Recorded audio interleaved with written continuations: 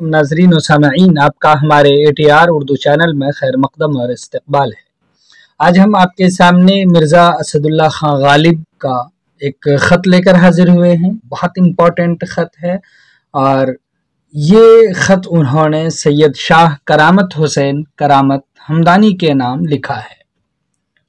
ये ख़त किस तरह से लिखते हैं वो भी तरीक़ा यहाँ पर आपको मालूम हो जाएगा। सबसे पहले प्लेस का नाम लिखते हैं, यह आपने लिखा है जैसा कि कब लिखा है यानी तारीख़ डेट वो लिख दिया है 10 जुलाई 1860। शुरू कर रहे हैं डायरेक्ट कि शाह साहब को गालिब नातवा का सलाम पहुँचे। नातवा कहते हैं कमज़ोर को, सलाम पहुँचे सलाम करने का ये निराला अंदाज़ उन्होंने इख्तियार किया। भाई मेरा क्या हाल पूछते हो, जिंदा हूँ मगर मुर्दे से बदतर, यानी जिंदा तो हैं लेकिन मुर्दे से भी बेकार है। हवादिसे ज़माना व आवारिज़े जिस्मी से नीम जां हो रहा हूँ।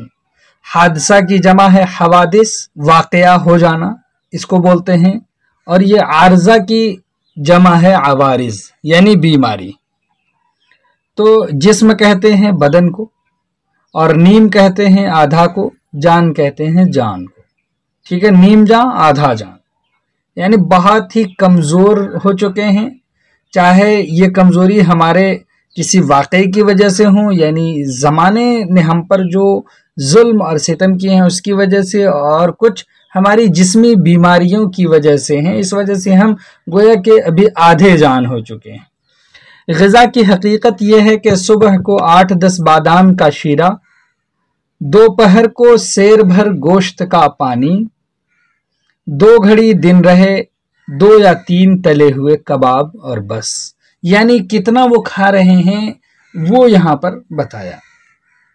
निस्यान हद से गुजर गया हूँ, यानी बहुत ज़्यादा भूलने लगा हूँ। निस्यान कहते हैं भूलना को, हाफजा के कमज़ोर होने को, याददाश्त मजबूत न होना।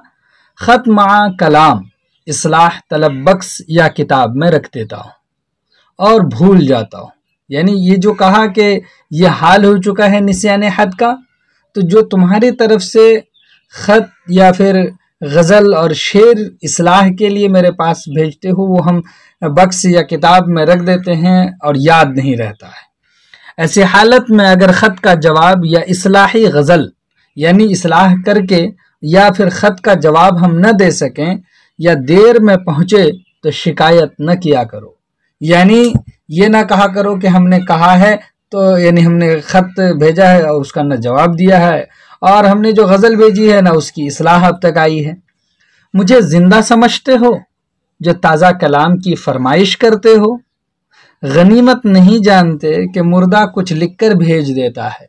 यानी इसी को गनीमत जानो कि हम कुछ लिख कर के भेज देते हैं, हमें यानी जिंदा ना समझो बल्कि मुर्दा ही समझ लो।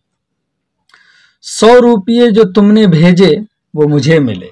अब यहाँ पर बताया कि आपकी तरफ से जो मेरे पास 100 रुपये आए हैं वो हमें मिल चुके हैं, आप इत्मीनान रखें। मैं दोस्तों की खिदमत गुजारी में कभी कासिर नहीं रहता, इस तकलीफ़ की क्या ज़रूरत थी। जो तुमने 100 रुपये भेजा, मैं दोस्तों की जो भी खिदमत बन पड़ती है, चाहे तुम्हारी इस्लाही गज़ल हो यानी तुम्हारी जो भी खिदमत हो सकती है हम वो करेंगे।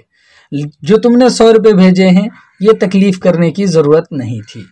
मैं यूं ही खिदमत गुजारी को हाजिर हूँ, यानी बग़ैर रुपए पैसे के ही हम खिदमत गुजारी के यानी खुलूस दिल से खुलूस नीयत से हम हमेशा अपने दोस्तों की खिदमत गुजारी के लिए तैयार बैठे हैं। जब चाहो अपना कलाम भेजो, तुम्हारी 3 गज़लें बाद इस्लाह भेजता हूँ। जो तुम्हारी गज़लें 3 आई हुई हैं हम उसको इस्लाह के बाद तुम्हारे पास भेजते हैं। चश्म बदूर, तुम्हारी तबीयत मुनासिब इस फ़न के है, यानी जो तुम गज़लें लिखा करते हो ये बिल्कुल तुम्हारी तबीयत तुम्हारी फितरत के ऐन मुताबिक है। अल्लाह निगाह बद से महफूज रखे, नजात का तालिब गालिब।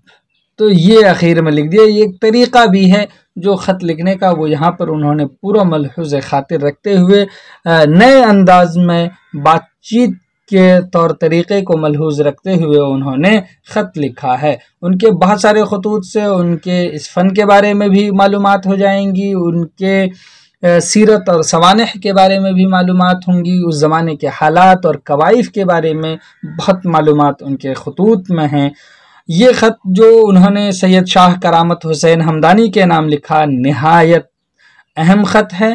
چلیے پھر ہم آپ سے ملتے ہیں اگلے ویڈیو میں، تب تک کے لیے خدا حافظ، السلام علیکم۔